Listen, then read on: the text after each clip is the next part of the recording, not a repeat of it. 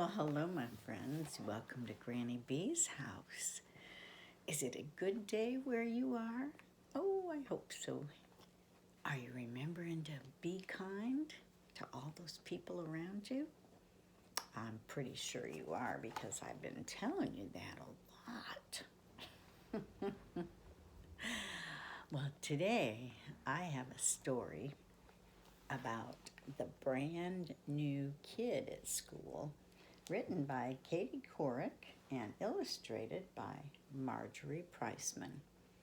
I don't know if you've ever been the new kid or if you've had a new kid in your class who's a little bit different, but let's read about how these two young ladies handled it.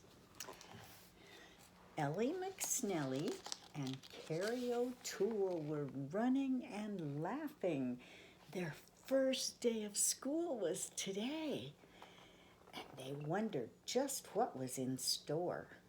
Would this be a good year, or would it be a bore? They kept fingers crossed they'd be in the same class, and on a big table that they had to pass, they checked to find out to which room they should go. McSnelly, 240. O'Toole? I don't know. Oh, here it is, dear. You're 240 as well. 240 meant they would both have Miss Kincaid, the best teacher by far in the whole second grade. They took their seats quickly. Miss Kincaid called the roll. Emily Allen, here. Tyler Antoli, here. Peter Barsinski and Raquel Brooks, here too. She went down the list till she was all through. Then she got to the boy who was not in her book. We have a new student. They all turned to look. His name is a different one, Laszlo S. Gasky. He's new to our school and our town of Dulaski. Please welcome him here. Won't you all say hi? But the students just turned and stared at the new guy. His hair was so blonde, why, it looked almost white. It stuck out all over. It didn't look right. His lips were bright pink, his eyes very blue. He looked at his feet and he fidgeted too. He was quiet at first, then yelled out, "Hello!" His booming voice so loud it made Ellie say, "Whoa!" The other kids laughed. Gee, this new boy was weird. Too different and strange to fit in, they feared. Oh, they're being so mean to him. They're throwing things and making faces. Now, class, Miss Kincaid said, her voice shrill and tight. Let's focus on learning and getting things right. She turned from the students. White chalk was her tool. As she wrote, "Welcome back to Brookhaven School." Oh, they are not being kind to that new child. They sharpened their pencils and picked up their books. All morning long, they kept sneaking him looks. They headed to gym class, a quick softball game.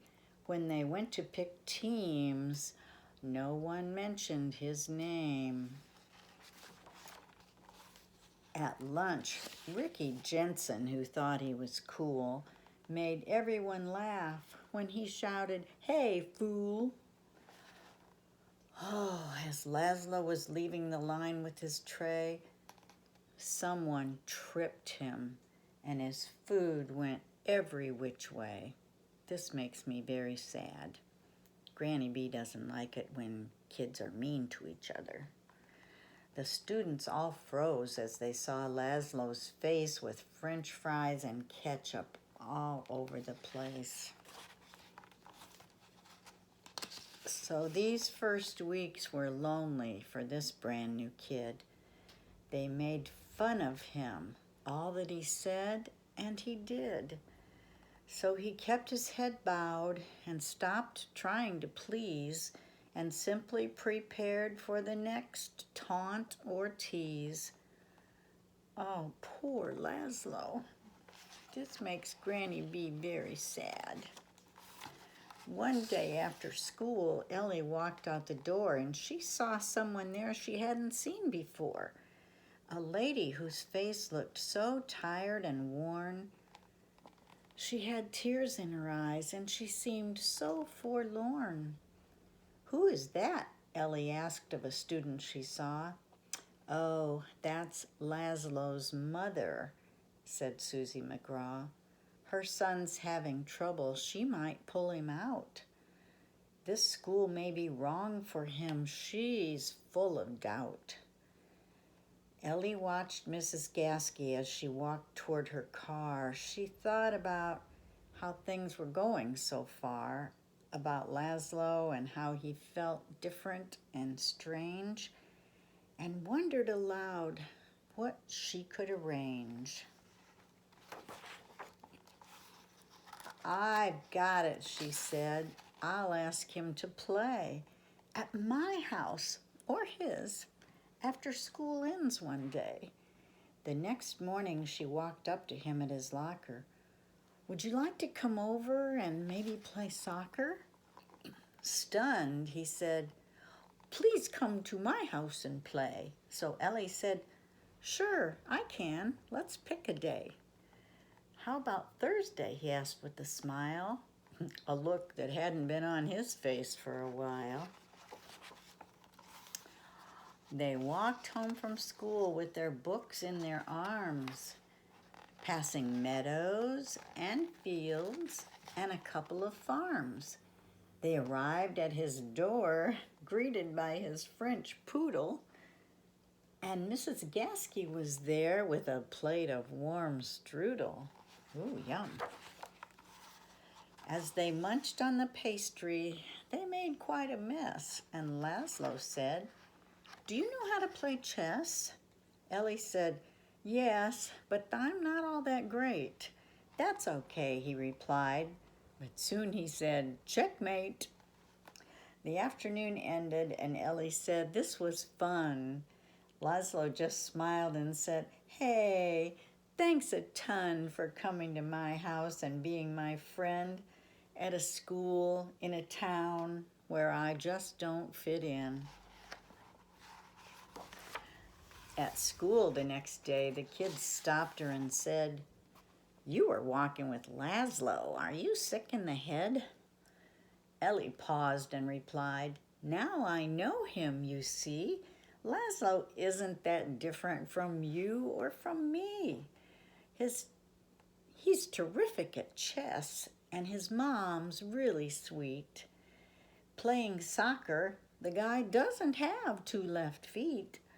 He may look slightly strange, have an accent and stuff, but if you knew him, you'd like him. It wouldn't be tough." Carrie looked at her friend and she thought for a while, and when Laszlo walked up, she gave him a big smile. "Hey, Ellie. Hey, Aunt Laszlo. Do you want to go play?" And they all walked outside on a beautiful day. Well, sometimes all it takes is for just one person to reach out to that new kid and get to know him and introduce him to other people in a different way. So if you've ever been that new kid and felt left out, you know how Laszlo feels. And if you've ever been one of those kids who were mean to a new kid, shame on you. Don't do that again. We need to be kind to all those people around us, even the new kids. Okay? Let's all remember to be kind, and let's remember that Granny Bee loves you and wants you to come back and see her real soon. Okay? Bye-bye.